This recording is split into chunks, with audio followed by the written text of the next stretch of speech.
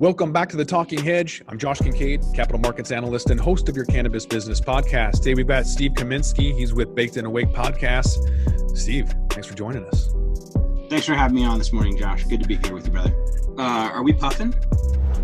Yeah. It's like the closest thing to a session we can have these days because you can't hang out with the homies and pass one around. So I know. Have you seen the whole thing with, pre-rolls just kind of getting annihilated? Oh, interesting, because people aren't sharing them, so everybody's got to carry their own, huh? Yeah, I always thought that pre-rolls were more of a convenience factor, right? It's easy to go in, you grab it, you run out. But if you're not going to the store regularly, I don't know, maybe it's that. Maybe it's the fear of combusting, burning and having lung issues with this virus.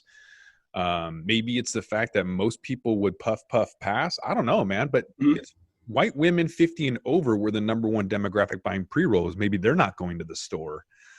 Either way, the sales numbers for pre-rolls are getting annihilated. It's interesting. Oh, they went down. Yeah, I could think of a dramatically. few. I mean, in some cases only 2%, but in other, you look at in Vegas and everything is just getting decimated down there. But, interesting. I could think of a few reasons why that might be the case. I mean, if you're, it's a really good portable form factor for, in between work and socializing and in between socializing and home or out with friends, etc. But if I'm looking at a lockdown and I need flower to smoke while I'm on lockdown, I have time to roll. I can roll, pinners if I need to economize, or I can roll fatties if I'm feeling flush anyway. And I might want to just get like a half ounce at a time or something at the store and just have that so I don't have to go down every 2 or 3 days. Because you're ordering online half the time. Almost most of the stores are ordering, Evergreen Market is all online orders only, just here in my neighborhood. I think Have a Heart's still letting you go into the store just with social distancing and not really calling ahead. But, that's just my part of town, a couple of the closest shops to me.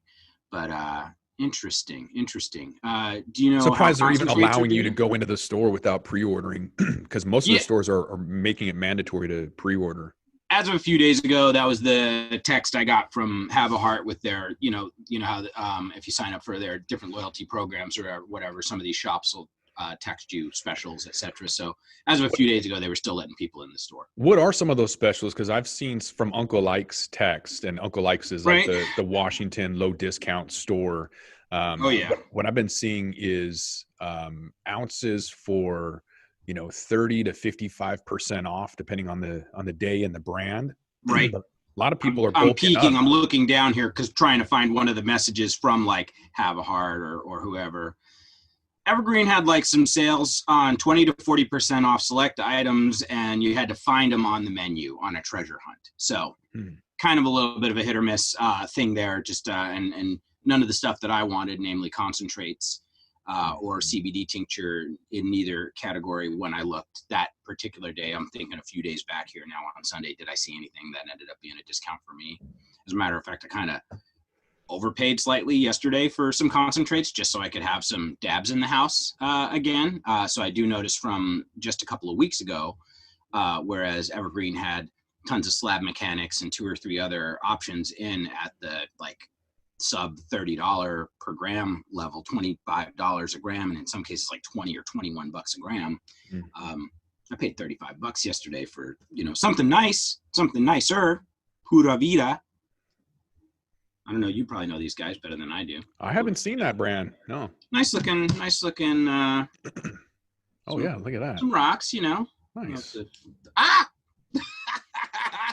All right, we'll just dab that chunk. That's okay. That fell out right there. But yeah, man, I haven't paid $35 for a gram of concentrates in a while. But of course, this is kind of uptown right here. Even for me, I usually just get some, terp sauce or something like that, some sugar. Yeah, I kind of followed the masses with bulk buying myself. So a few weeks back, I bought 3 1-gram vape carts and then an ounce. So I wasn't really smoking that ounce, just kind of, hoarding it, storing it. Yeah, it was literally like your battery pack of auxiliary backup weed. Yeah, I mean, if it's essential business today, it could be closed tomorrow, and so rather than risk that from happening, I wanted to store it. And also 420 is coming up. And so there's going to be some really good deals. So I'm trying to not have too much on hand before the discounts hit. There you go. Right. Right. Because then you'll look at your stash and you're already loaded for bear. What you got there? I think there you go. These virtual backgrounds are cool though, except for that kind of little glitch that we got to work around. Yep. So I've got a little bit left of this. I bought this cart, with a discount. So I think it was only like $25 a gram. Right. So Canagenesis is the producer. I forget the name of the processor. I probably wouldn't name them anyways, because after posting this on Canagenesis LinkedIn page, the CEO of Canagenesis was posting something, and I said, I've got this pink Skittles, 89% THC. And he had direct messaged me, sent me a DM, and was like, "Can you delete that? I don't remember selling any flower to that processor in Washington." So I got on the phone with him, and I showed him the packaging front and back, and he went into his log, and he's like, "Oh yeah, I sold that to him 2 years ago." And so I was wondering why this sativa, Pink Skittles, was hitting me behind the eyes like an indica, just like it was not euphoric, not, energetic, not uplifting. This was like an indica. That sheds some light on that though, doesn't it? Because that time in storage, time on the shelf will do that. Right. And so CBG and CBN now. Boom. Yeah, so that CBN is from degraded cannabis, right? Yep. So that's going to give you, what is it? Is it what is the terpene that it converts to? I want to say melanine. That's not right. Or melatonin, the sleepy kind of thing. I think that's where I'm getting tripped up at. Right, melanin, melatonin. They sound a lot alike. Myrcene. Myrcene. There it is. That's the lethargic kind of couch that's lock. The terpene. Yes. Yeah. I mean, we're all on the same page with the effects, but the myrcene terpene, I think, is what that converts to with CBN. And it looks almost like Agent Orange, the strain, where it's kind of an orangey tint to it. So light degradation or just aging, that CBN is crucial. And so, yeah, obviously this processor turned this 2-year-old flower into oil, claiming that it was still a sativa. Not even close. So. Wow. Back. I mean, $25 a gram, would you expect, right? At least it's not clogging. At least it still works. So I'm able to hit this. Sure. I mean, like, that's the thing. It's not that the stuff doesn't still have some value, but it's a matter of forthrightness in the industry, It's tough, though, because as that processor, they bought that however long ago they bought it. And there's a reason why it hasn't made it to market on the shelf right until right now. And there's a story probably attached to that would be very interesting to hear from them in terms of how they've weathered the last couple of years and why that stock that's still that old is still finding its way out into the shelves today. Doesn't mean it's unsafe. Doesn't mean you're not getting stoned in some form, right? But it's still interesting to me. And you'd like to think that we're getting fresher stuff than that most of the time, no matter what segment, whether it's flower, edibles. CBD. Yeah, there's not really anything like it. It's not like you're buying a soda that's stale or flat, that doesn't have a fizz. It would almost be buying, a Twinkie, and then, when you're ready to eat it, it's pasta, something totally different that you weren't expecting. It went from sweet to savory, and you're like, whoa, sativa, now an indica? That is not what I wanted. I just muted myself because of my torch here real quick, Josh. It's all good, man. Blaze that up. So yeah, I wanted to just smoke a bowl, but I can't find my lighter, so it's dabs. Dab it is. Yeah. I wanted to talk to you about a few things, get your take on the potential for national legalization in the U.S. Maybe this virus will speed things up. With the Cannabis Business Podcast, we're kind of looking at things through the lens of finance. And so if The government needs revenue to pay for that 1.5 trillion they gave the bankers for the repo markets, or the 2 trillion they're going to give to corporate America, while they fight over the $1,200 they want to lend us. I'm just wondering what your take is. So we'll dive into the potential for legalization as things move on. But one story I wanted to pick your brain about was Long John Silver's. So there's a cornbread mafia in Kentucky. And so when a lot of these guys came back from Vietnam, Kentucky bluegrass, the cannabis strain, was doing really well. They saw the profitability. And so a lot of these guys kind of just decided we're gonna grow. It was a misdemeanor to grow cannabis at that time, in the early 70s. And so a lot of these guys jumped on board and started growing some cannabis, and then needed to distribute it. And they ended up being successful enough where they needed to launder their money. So that's when Long John Silver's, the seafood company, comes in. And taking a step back, there's a lot of zombie companies out there, companies that need to take on debt in order to stay open. So this whole recession that we're about to see is probably good for the overall economy to get some of those companies out of the way. Even in cannabis, there's altruistic people that haven't paid themselves a salary in a long time. So with those people probably out of the way, not coming back, that's going to create this fourth quarter pop where a lot of sales from existing companies that are still around, they're going to do better with these people kind of getting out of the way second, third quarter. But the zombie companies that have to take on debt in order to stay open, they're gone too. But what it did provide this cornbread mafia was an opportunity to get into Long John's and then start funneling some money. So I know that on Netflix, Ozarks is really popular. Right. So I haven't watched it yet, but you can't avoid the previews for it. And I know it's been like really up there in terms of watched shows lately. I like Jason Bateman, so I like Jason Bateman is great. And Ozark is dark, dark as fuck, but it's good. It's kind of funny. It's this accountant who ends up getting involved with a Mexican cartel to launder money. So he goes to the Ozarks, buys a casino, and then tries to launder money. So it's a pretty interesting story. But same thing with the cornbread mafia, right? They end up using this Long John Silver's as a way to launder some money. And so I just think that's a fascinating story. Now when I tried to look into this, so far I've found a Reddit thread about it and a really weird, like, fringy looking blog talking about it. Is this for sure a real story that this went down with Long John Silver's in this part of the country? Yeah, there was a documentary. And is this like at the corporate level or just like a franchisee of some kind?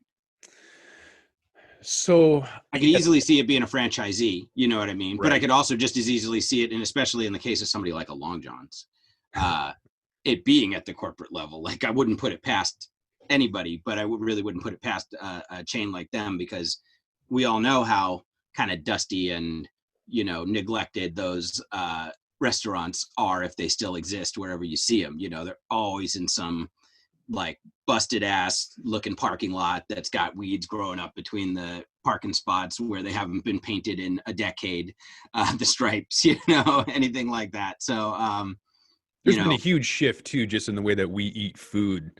So I mean, when you think about getting seafood in the Midwest through a fast food joint, I mean, that's just like a no type of situation. So I think, whereas once upon a time that would have been just great and would have been really popular. Up here in the Northwest, we know Long John Silver's takes a big backseat to local great Ivors, for example, and any number of other, like Duke's and Elliott Bay, the restaurant down there on the water, what have you. So there's it's a tough market for old Long John's up in the Pacific Northwest, let's say that. Very wild though that they should have. So what was the extent of it? Like, I heard it was millions, right? Is that right? Yeah, it was the biggest pot bust in history at the time when they finally found the head of the Cornbread Mafia. So I haven't watched the documentary. It came out in 2019, and I haven't actually found the actual documentary. I've just found a video on YouTube about one of the authors. So it was a book. Then the author ended up talking for about a little over an hour about it. I haven't listened Was to it it. the Haven't one had they time. did called Murder Mountain? That was totally different. That was a Netflix one about the Emerald Triangle and the dangers of Humboldt, cannabis. the trimmers, the harvesters. Yes.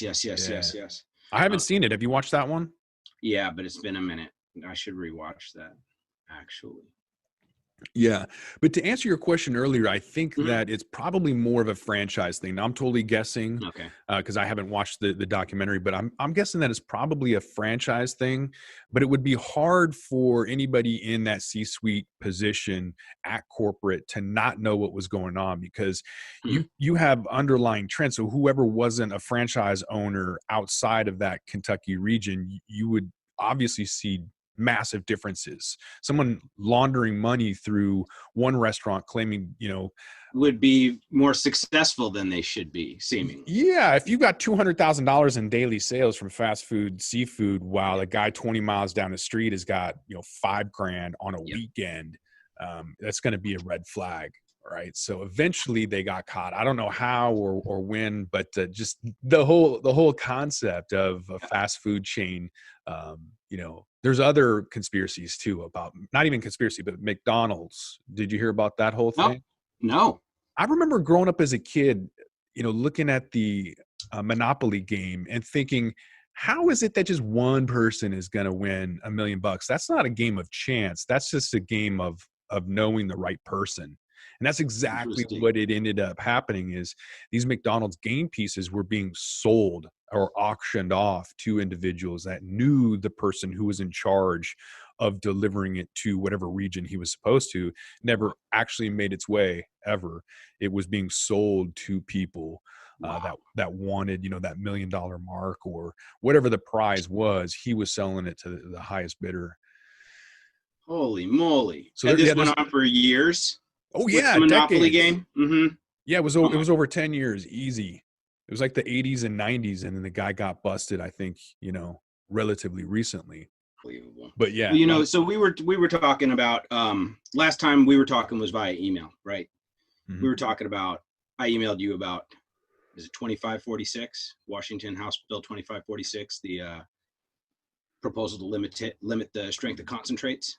Oh, I forget the bill number, but yeah, limiting. No, I think it is 2546. Thank you, by the way, for your answers to my emails on that. Mm-hmm. So last I checked, that's still in committee. Last I checked, that hasn't been fully defeated. You know anything about that? My understanding from the Cannabis Alliance, the lobbyist group here based in Seattle, is that it never made its way out of committee, meaning it didn't have enough votes. So anything that doesn't have enough votes will just sit there in space and float around. So it doesn't get kicked to the curb in some clearly resolved way. Like, sorry, not enough. No, this didn't pass. This.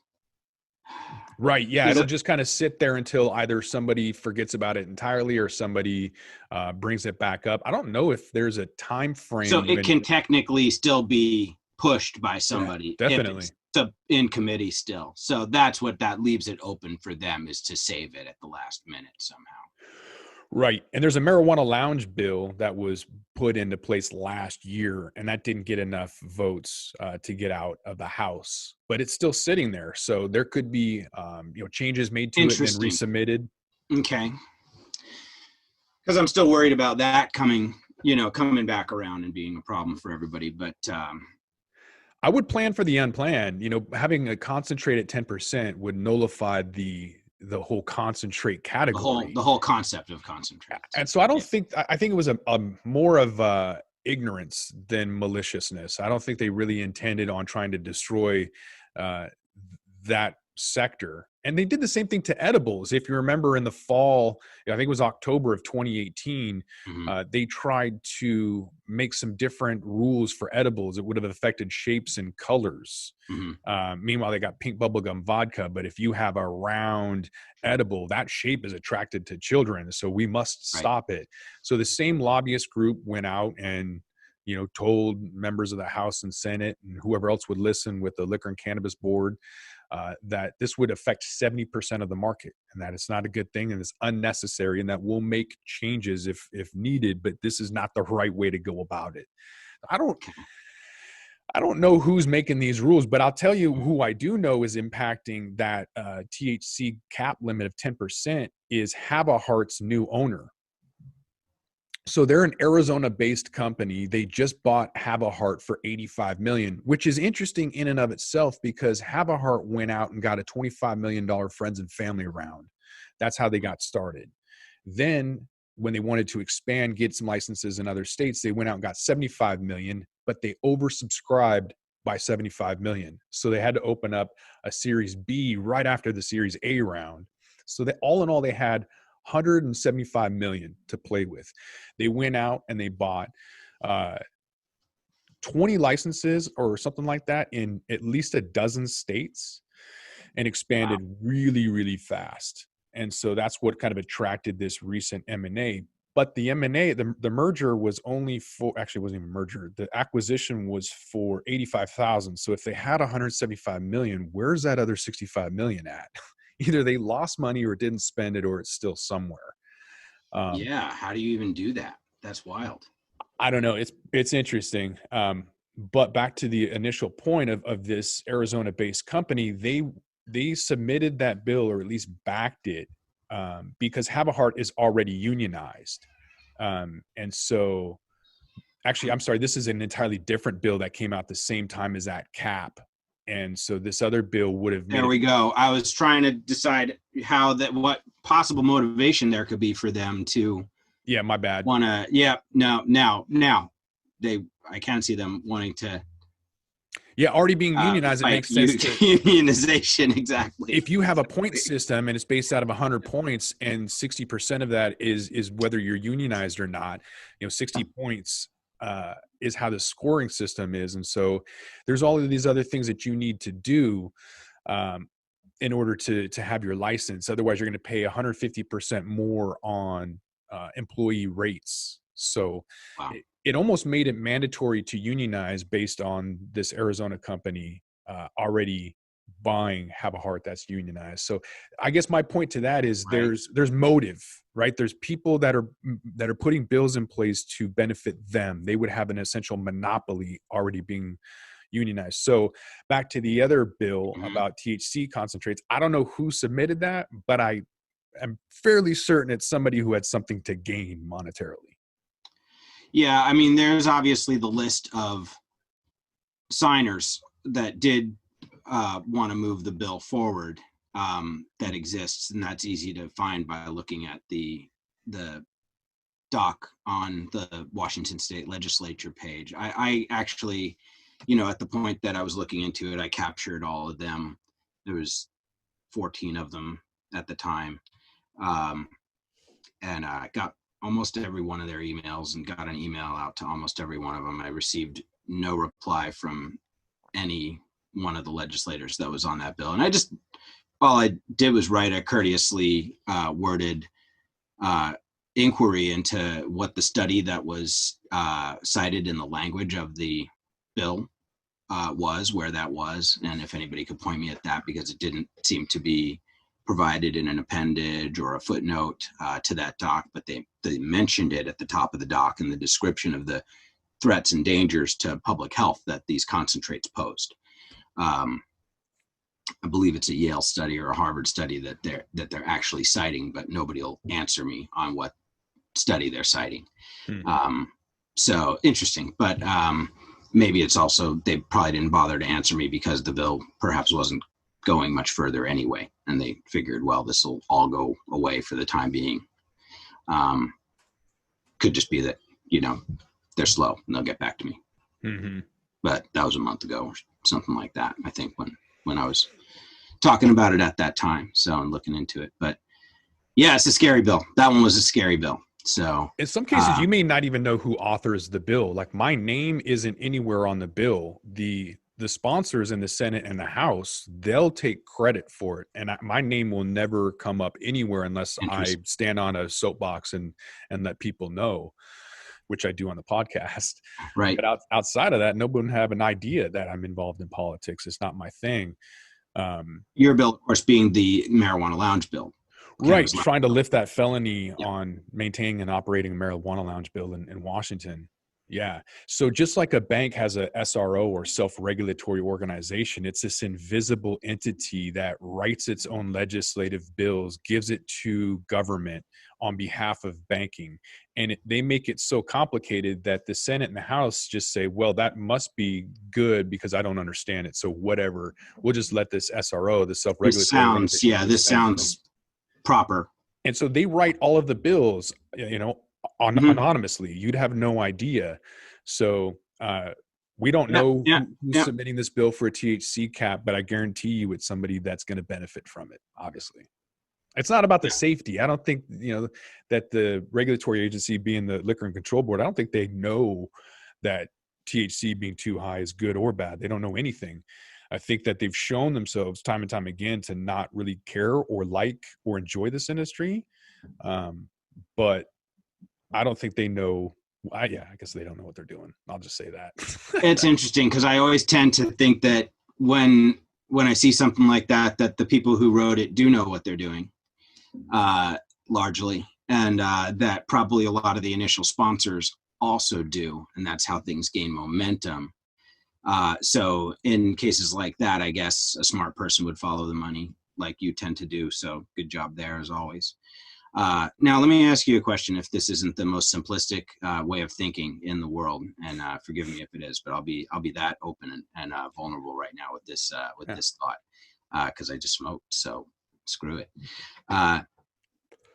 It occurs to me that at a time like now, right now, in the midst of this quarantine and social distancing and the fact that I don't know if you're aware of this, but as of yesterday afternoon, Governor Inslee did go ahead and direct everybody to keep schools closed for the remainder of the term here in Washington State. So high schools, elementary schools, everybody's closed for the rest of the year now. And we're sitting here on April 5th or 6th. So that's they haven't had spring break yet. Yeah, exactly. They're on spring break right now. Okay. They're on spring break right now. So, but I was going to say, it occurs to me that somebody should already be, if they haven't been, writing a bill and trying to present it at the very next earliest opportunity in Olympia to legalize delivery for all recreational customers once and for all in this state. Is that naive of me to think that should be written and presented? No, I've said it on the podcast in the last week or two. I think one of the biggest changes that we've had from a consumer behavior standpoint is online and delivery. We don't have delivery in Washington, but in California, delivery sales and Nevada have spiked. Obviously, if you don't want to leave the house if you don't have to. Yeah.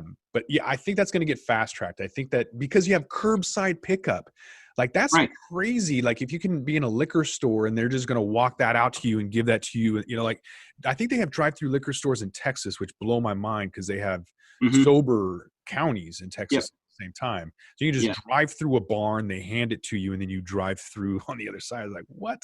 There's some hilarious places like that you can buy your, alcohol, your tobacco, and if not your firearms, your ammunition for your firearms, all at the same drive-through down in Freedom Country down there. So they really know how to do it up when it comes to that. So if there's any bill for cannabis that does pass, I think it's going to be delivery because you can. So is anybody working on that you're aware of?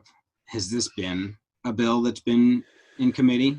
Yeah, delivery has been turned down by the LCB several times. So I don't know who's head of that committee, but I know that there are several bills from several parties that have their own interest. I know that my own headwind with the marijuana lounge bill, that rec shops wanted to be the only ones that could have that license. So again, there's going to be interested parties that get involved so that they can be the only ones that benefit. Interesting. Well, of course, because the rec shops are feeling like the producers and processors can hold two kinds of licenses and they can only hold one. Take Ontario, Canada, for example. There's a lot of conspiracy and hatred for the government up there because when they initiated the cannabis legalization nationwide, that you had to go in and sign up for it, right? Just like a medical card. But then Mhm. all of those people got their names released, so their jobs were affected potentially, or just the Yep. anonymity was Yep. gone. Yep.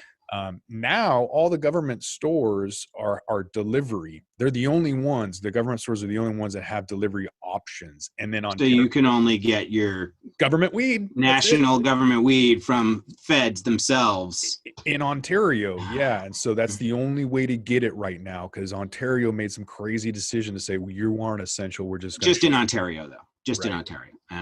Well, what are you going to get done in British Columbia?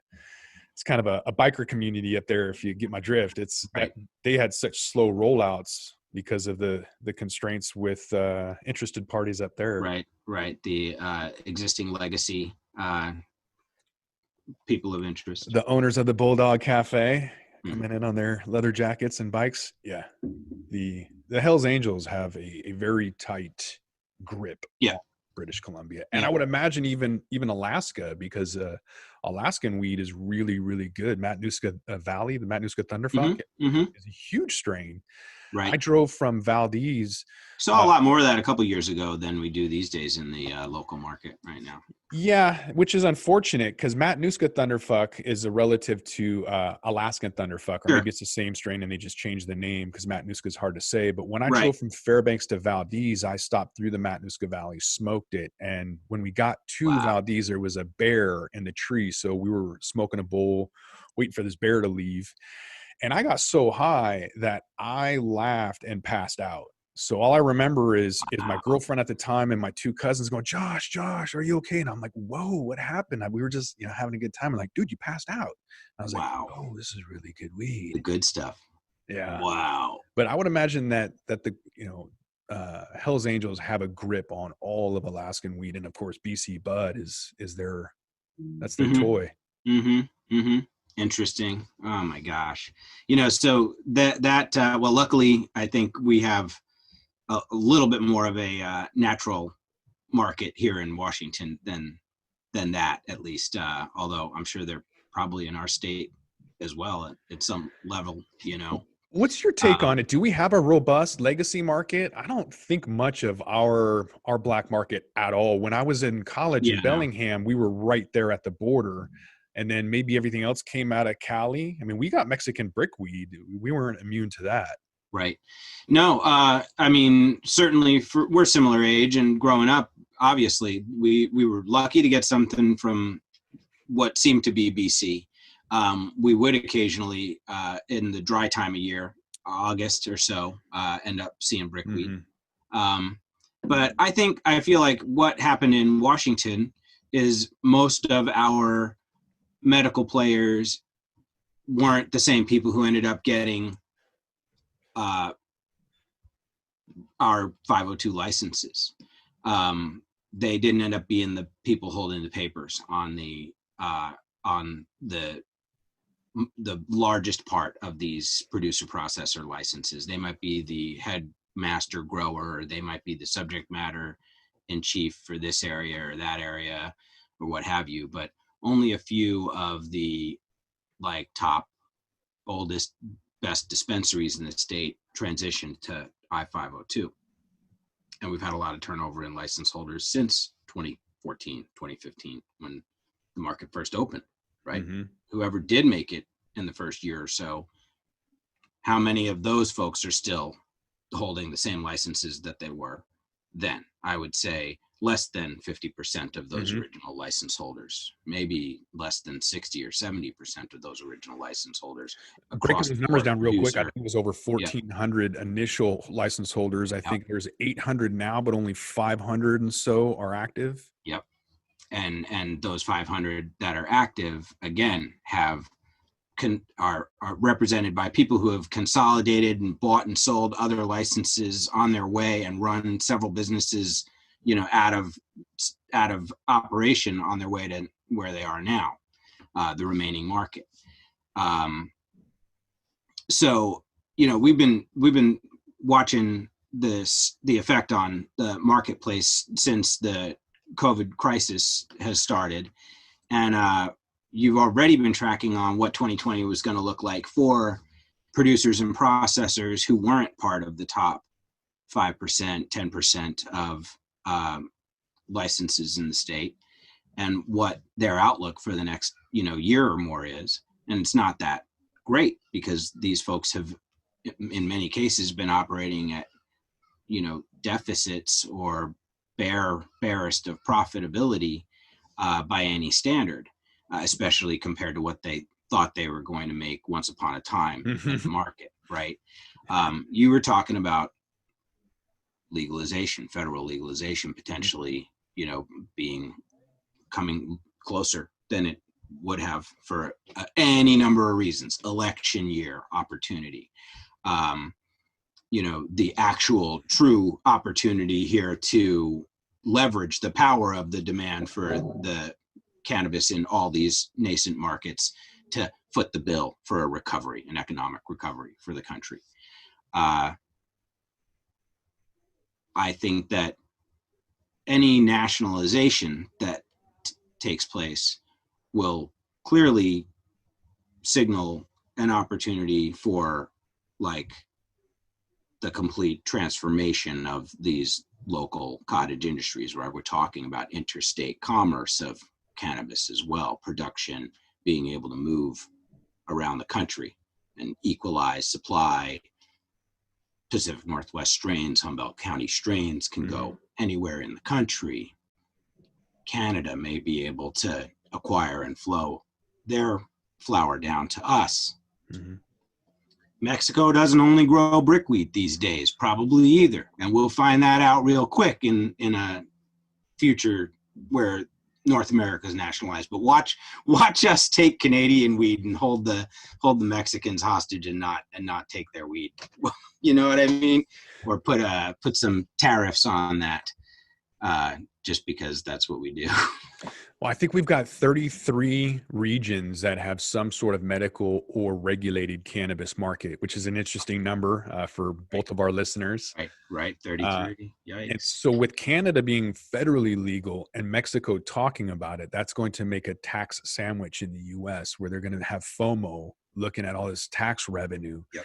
And so with the majority of U.S. states already saying yes and seeing that it's an essential business, I think it's going to just be a matter of time before they try and gobble up those tax revenues, because the IRS is inundated with cash payments for taxes anyways.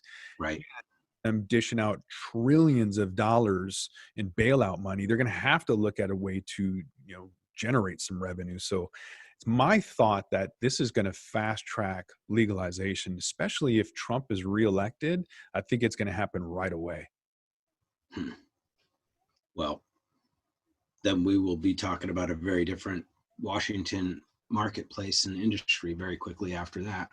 Definitely. That's for sure. Biden is not going to, but Bernie probably would on day one, like you said. Right. But either way, a lot of these companies are going to consolidate. They're not going to survive this downturn. And we haven't even seen the worst of it yet. We haven't seen the supply chain disruption because everyone is just shut down. So once people are able to go back to work but can't because they don't have the supplies or parts, that's going to create another wave of a downturn. So after all of this consolidation, then we have legalization. Well, then you have Coca-Cola. So the mom and pops, if you remember Starbucks getting everyone squeezed out, when you have other people's money, you can do whatever you want. You can lower the amount of prices and open up more stores than you should be and hemorrhage money, which is fine as long as you have increasing assets. You have some kind of metric of return. As soon as we have federal legalization, you have craft foods getting involved. You have corporations that just, again, can literally, without even trying, come in and without doing anything illegal, straight out compete everybody because of their endpoint distribution chains that are already in place. They simply have new products that magically appear everywhere and are advertised everywhere. And the newest of people to cannabis will be suddenly presented with their most trusted brands giving them the cannabis that they want to experiment with. And they're like, well, by golly, if Oscar Mayer makes a CBD wiener, we're grilling those up on Saturday. You know, I mean, that's, I don't know, but that's going to be rough to compete with for everybody, including the Marley Naturals and including the Willie's Reserves. It won't matter because those will just get bought up too. And, you know, all those brands will be, you know, the same as any other name brand, you know, whether it's Marie Callender's or whoever else that, you know, that a brand is represented by some possibly fictional or maybe once upon a time real character. But that those folks aren't really the company at all anymore. And that's what our cannabis is probably, unfortunately, gonna.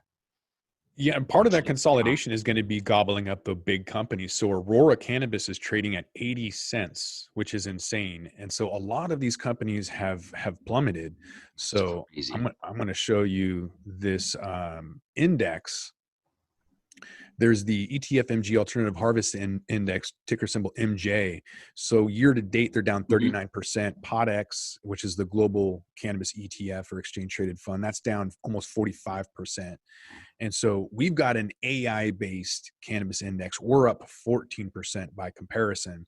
Nice. So, you know, looking at all of these stocks, there's going to be a takeover because people are going to see the potential or the opportunity. And so rather than invest in a new market like Massachusetts or New York, they're going to just take over Aurora Cannabis or Tilray and have a hostile takeover and buy them out. So, and it'll probably come from the Marie Callender or some firm that has a lot of market cap, but isn't really in business or struggling or whatever. And so when that consolidation happens, the legalization in the U.S. will destroy Canada. They're all expecting $1.74 per gram to break even, and the U.S. model has blown that away. And to your earlier point, you can't grow in every single state. Florida is going to have a hell of a time with powdery mildew and mold.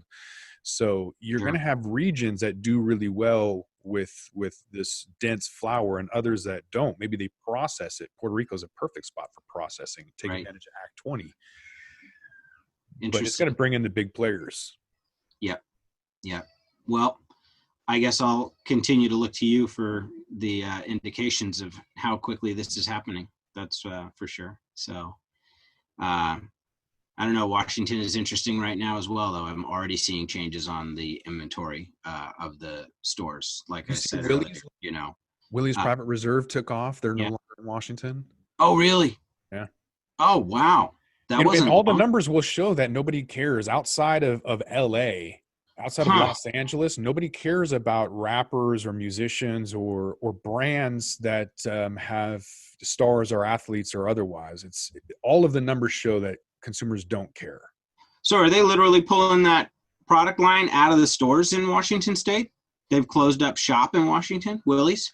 They have closed up shop. Whether they've pulled product or not, it may have been just liquidated at a discount. Right. There may still be some out there. I probably still see some in the stores in some places. Is this in the last year? This is in the last 6 months, or? This is in the last like 45 days. Wow. Okay. Wow. So how can people get a hold of you? Where are you at? You can always find me at bakedandawake.com. The podcast is simply Baked and Awake. All episodes also push to YouTube. And if you follow me on YouTube, that's kind of fun because I do videos in addition to normal podcast content. And YouTube's just fun because people can comment on stuff there, right? Podcasts are so one way. Otherwise, it feels like to me. So I really like that about YouTube. So wherever you look, Baked and Awake, you should find several results for me on the search engines. I use DuckDuckGo most of the time, not Google these days. So state your name for the record. Steve Kaminsky, aka Baked and Awake. Thanks, Josh. That's it. I am Josh Kinkaid. This is the Talking Hedge. Don't forget to like, share, and subscribe, or don't. And I'm out.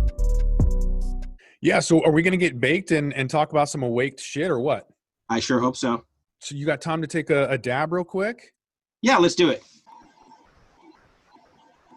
I want to see delivery get legalized, Josh. Yeah, I definitely think delivery is going to be on the table this year in Washington. 100%. It's They've seen delivery that's been popular. It's been a way to get people what they need. It's an additional business. So the Liquor and Cannabis Board, the regulatory agency here, they want to know how it's going to help small businesses. They want to know if there's a social equity program involved with it. And then they want to know if there's access for medical patients. So all three of those things meet that criteria of adding delivery to the existing business options. So it just makes sense. Like this virus thing has really just highlighted the need for that as an option. And it's silly that they didn't have it before. So let's connect this dot, though, back to 2546. On my podcast, after I talked to you via email, I speculated that, in my mind, this would be a really great way to, if it were to pass, they would pass it with a change to it that says normal potency concentrates will still totally be allowed. It's no problem. You just need your medical card for those. And what'll also come along is it'll be 2020 or 2021, and they'll be like, and by the way, the medical registry is definitely going to get hooked up with the federal medical patient registry now because we're getting national federal legalization of cannabis, and that's just what the government wants. Mm-hmm. And so what'll suddenly happen in Washington is we'll get our concentrates back if we're willing to go down and sign on the dotted line that we're a cannabis patient, right? Therefore sabotaging ourselves if we're working in aerospace or working in, any other, as a forklift operator, as a longshoreman, as a union member, as a construction site employee, as a fucking, healthcare employee, right? There are many people who have already found the value of using concentrates in their life and their lifestyle, very therapeutic, but who for many very good and valid reasons don't want to categorize themselves as a patient in that way, right? They don't want the stigma, the label that comes along with it, and that is a real thing, in my opinion. So I feel like if a concentrates limitation bill passed, Josh, it would be because they were trying to, in a sense, transform the market, clear a lot of dead wood of low performing companies that would be hit in the short term by the short term initial drop off in at the counter transactions and sales of this category of product. And hang on, I do have a complete thought on that.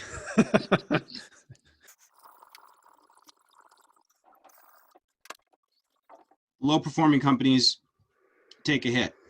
The state gets to have their cake and eat it too, because now they've put everything behind a medical wall, and everybody who doesn't want to sign on the dotted line has to now ask their buddy again to go into the store who does have a medical card and pick up their concentrates for them, their edibles for them, their tinctures, whatever it might be for them. And then you can criminalize both of those people for improperly providing cannabis to one another or receiving cannabis from a patient who was supposed to only procure it for themselves. You're caught out on the road on a normal traffic stop, and you've got concentrates that test in the 70s or 80s, and they say, okay, do you have your, medical card on you? And you're like, oh, well, no, I'm not actually a patient. That's my buddy's. He left it in the car or whatever, that people are getting criminalized then again, even in a legal area, right? So it's beautiful because you can, butter your bread on both sides as far as that goes, as far as I'm concerned, in a cynical kind of way. Yeah, you're saying medical would still make it a crime because selling Xanax or whatever else is a crime versus selling gluten-free bread out of your trunk is not a crime. If it's a commodity, there's no crime. Right. I'm saying if 80% of Washington's, countertop customers don't want to categorize themselves as medical patients and carry a certified, approved, medical recommendation, then 80% of Washington cannabis consumers could potentially be criminalized if at any point in time they're caught with legit concentrates on them. That's an interesting point. So if GW Pharma's Epidiolex that just is, deemed by the FDA and DEA and everybody else that it's not a Schedule I narcotic. So if synthetics are not, then that's a derivative. So the Mm-hmm. THC and CBD byproducts shouldn't be Schedule 1 either. So decriminalize it, make it legal, or at least to your point, if GW Pharma is the gateway to medical, well, then that would just be pretty damning to the industry. I would blame you for that, because that you just put that into the universe. That the medical side would still make it illegal, because you can't sell it, grow it, give it away, just like any other pharmaceutical.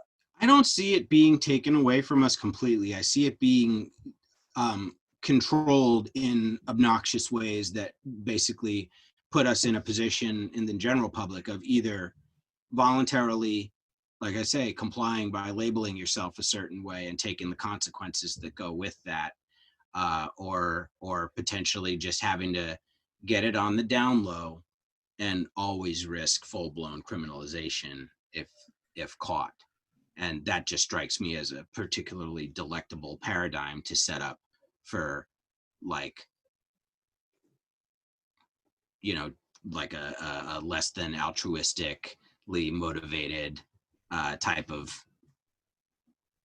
prevailing powers that be, you know, if we're calling it. I don't think it would just be law enforcement. I think it would be more like lawmakers than law enforcement. So probably roll this one up, eh? Yeah, I mean, I love talking to you. We could do this for a while, but I think I'm interested in keeping on watch on how things go in the stores, what starts running out. Mm-hmm. I don't know if producers and processors are just holding back a little bit, or if the retailers have just kind of hunkered down a little bit and they're like, okay, this is the perfect opportunity to go through all our old stock on the shelves slowly but surely, because everybody's just got to buy what we have on the online menu. And so we'll clear out a bunch of deadwood. Maybe that's where your 2-year-old cartridge came from. Right? Maybe we would come to find out that retailer bought that a long time ago, but I bet it has a little bit of information on the packaging regarding harvest date and processing date. So it didn't. It was very, very minimal. There you go. And a lot of that is like, you got to be careful about the harvest date, because I bought a Kinkaid down in Oregon. It was over a year old. There you go. And it wasn't discounted at all. Like, I probably would have bought it if it was discounted, but the fact that they're going to charge me 100% is ridiculous. Yeah. But we should definitely follow up with some numbers. Headset's got an interesting report on their blog, headset.io, a daily update on how the coronavirus is affecting the cannabis industry. So purchasing behavior, decisions, how much. So you can see that it goes up and down. So people are going out and maybe buying more than they normally would, but they're not coming back. So those numbers may end up leveling out, but we just got to wait and see. Yep. No, it is. It's very interesting. I mean, the data is one of the biggest things that'll come out of this entire crisis. Is everyone is using data analytics to understand their industry. This is every single industry. This is digital creators, podcasters, right? Even podcasters and music artists and YouTube creators are probably seeing different watching and listening habits from people, because some folks are actually at home and able to use their time to catch up on shows that they haven't been, otherwise they would be working and wouldn't normally see. So I think watching the data as you do, I'm glad to see this from Headset. I think I saw an email from them about this, but I'll have to start paying attention to this digest now, this daily. So or you just can come back to the Talking Hedge. No, for sure. Nerdy needs. Already am, bro. So thank you for hanging out with me this morning and for smoking with me. Yeah. So how can people get a hold of you? Where are you at? You can always find me at bakedandawake.com. The podcast is simply Baked and Awake. All episodes also push to YouTube. And if you follow me on YouTube, that's kind of fun because I do videos in addition to normal podcast content. And YouTube's just fun because people can comment on stuff there, right? Podcasts are so one way. Otherwise, it feels like to me. So I really like that about YouTube. So wherever you look, Baked and Awake, you should find several results for me on the search engines. I use DuckDuckGo most of the time, not Google these days. So state your name for the record. Steve Kaminsky, aka Baked and Awake. Thanks, Josh. That's it. I am Josh Kinkaid. This is The Talking Hedge. Don't forget to like, share, and subscribe, or don't. And I'm out.